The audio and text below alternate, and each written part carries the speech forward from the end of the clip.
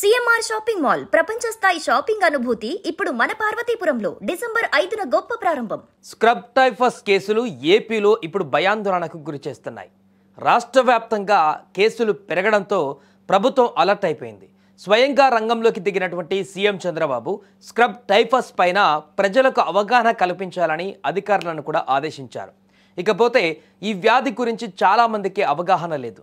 Dengue, malaria, viral fever లాగే దీని లక్షణాలు ఉంటాయి. ఈ వ్యాధి బ్యాక్టీరియా సోకిన చిన్న పురుగు కాటు ద్వారా వ్యాపిస్తుంది. తర్వాత అది స్క్రబ్ టైఫస్ జ్వరంగా మారుతుంది. దీనిని బుష్ టైఫస్ అని కూడా పిలుస్తారు. చాలామంది దీని గురించి ఆందోళన చెందుతున్నారు. అసలు స్క్రబ్ టైఫస్ అంటే ఏంటి? ఇది ఎలా వస్తుంది? సోకినప్పుడు ఏ లక్షణాలు కనిపిస్తాయి?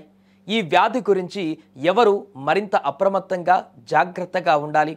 ఇలా పూర్తి వివరాలు ఇప్పుడు తెలుసుకుందాం. స్క్రబ్ టైఫస్ ఈ వ్యాధి ఓరియంటీగా సుట్సుగమిషి అనే బ్యాక్టీరియా వల్ల వస్తుంది. ఈ బ్యాక్టీరియా ఎలుకలు, కుందేళ్లు, ఉడతల శరీరం పైన కనిపిస్తుంది.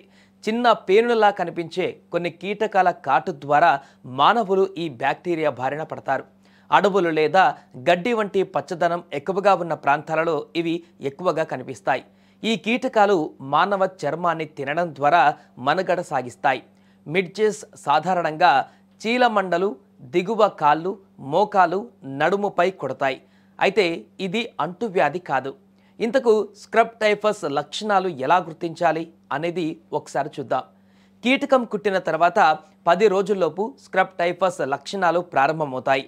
జ్వరం, వణుకు పుట్టడం, తలనొప్పి, కండరాల నొప్పి, కీటకాలు కుట్టిన ప్రదేశంలో చర్మం రంగులో మార్పు, చర్మంపై దద్దుర్లు రావడం స్క్రబ్ టైఫస్ లక్షణాలు.